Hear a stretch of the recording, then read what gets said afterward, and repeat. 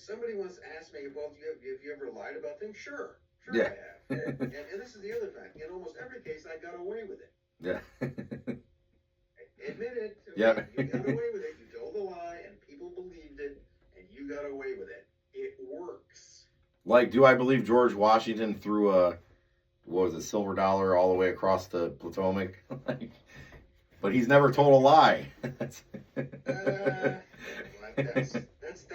fundamental lie. I never told a lie. Which Yeah. is the first lie. Yeah, that's the first lie.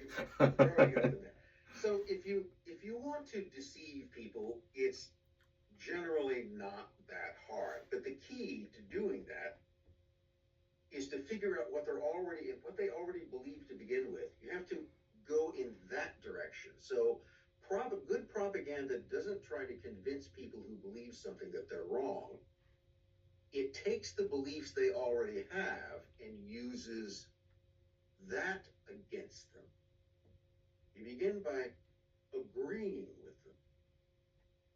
So it's also a way to disarm people. It's a bit like, a guy who knew something about psychological manipulation and propaganda was Vladimir Lenin.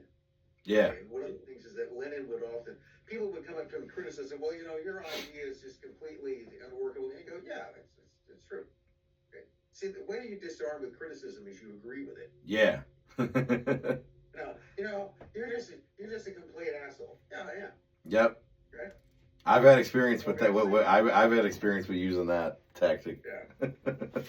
So that's maybe the thing to keep in mind, is that it's all a mind game. And the reason why that's important is that it brings us back to our sort of quantum idea that reality is in some way linked to or an extension of consciousness. So by changing a person's mind, by altering their outlook, you change their reality.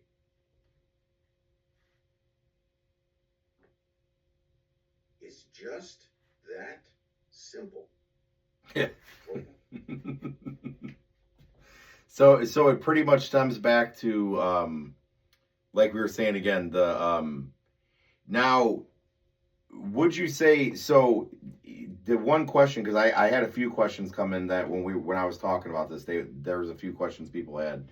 So when's the earliest implementation of propaganda-based warfare that you see people using in history? Like, I wouldn't say, of course, I'm sure it goes pretty far back, but what's a good representation of when it was really used to kind of win a war of any sort?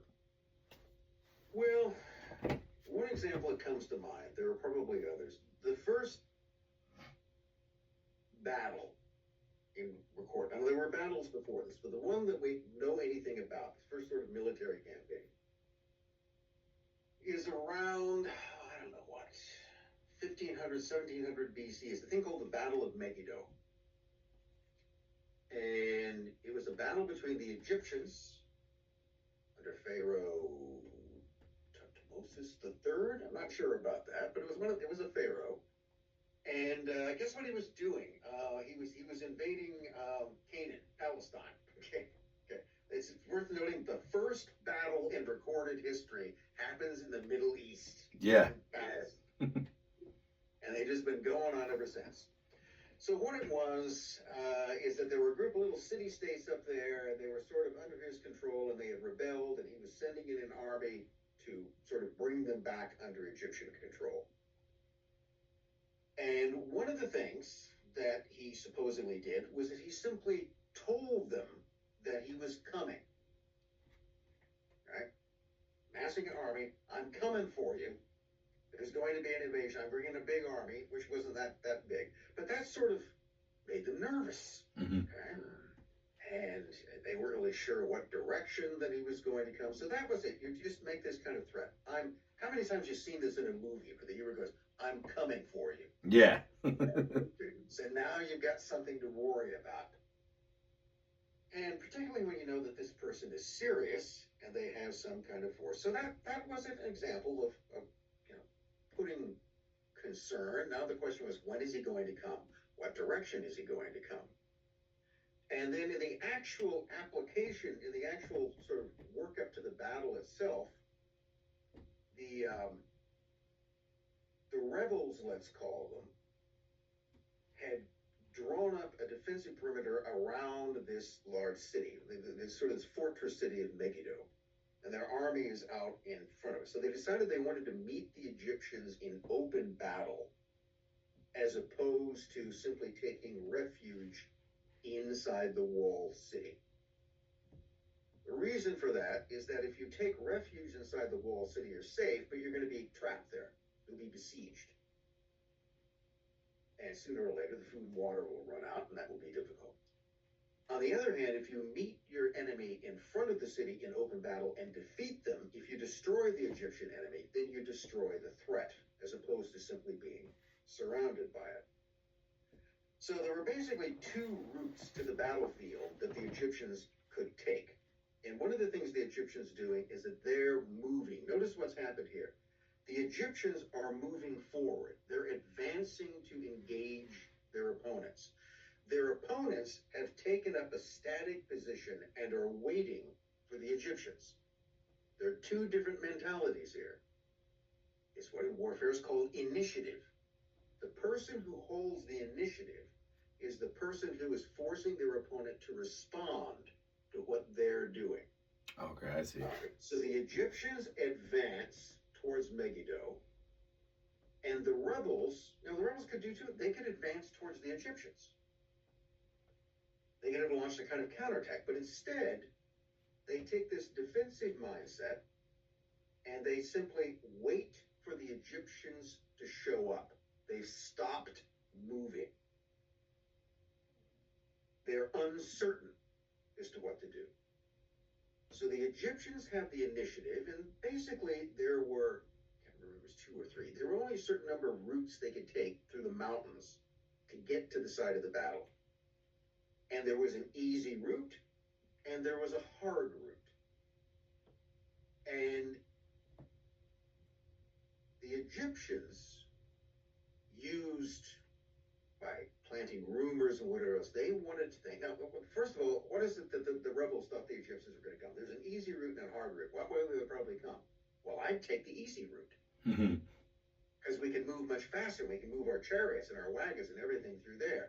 The other way is really difficult. It's this kind of defile, which would be easy to protect, but they would never be stupid enough to come that way because we could cut it off too easy. So they're going to take the easy route. So we're going to put an advance guard to protect the easy route. And what do the Egyptians do? Well, we're going to send some stuff up the easy route. So they'll see a cloud of dust moving through that way. And maybe we'll even make a bigger cloud. Maybe we'll bring in some,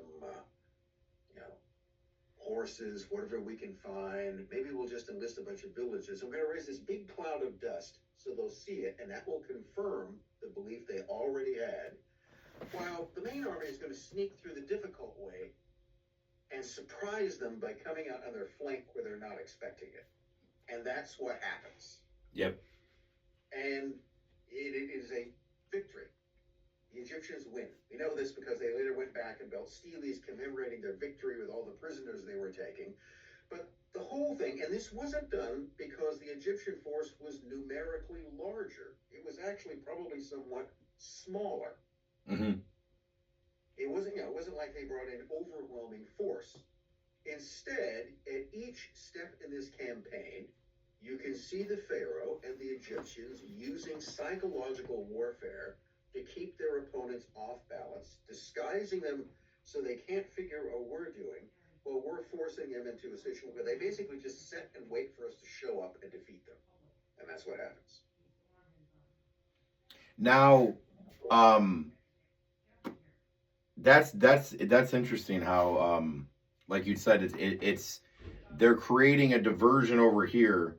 So they're almost attacking on both fronts, but the main front they're attacking on is not the one that, they're perceiving them to attack them on. They're taking the route that they would think they would. Now, where is your opponent going to put their main effort? Now, where's the real attack going to come? This kind of because I know we don't have too much time left, so I wanted to kind of touch on this a little bit because I know a lot of my listeners have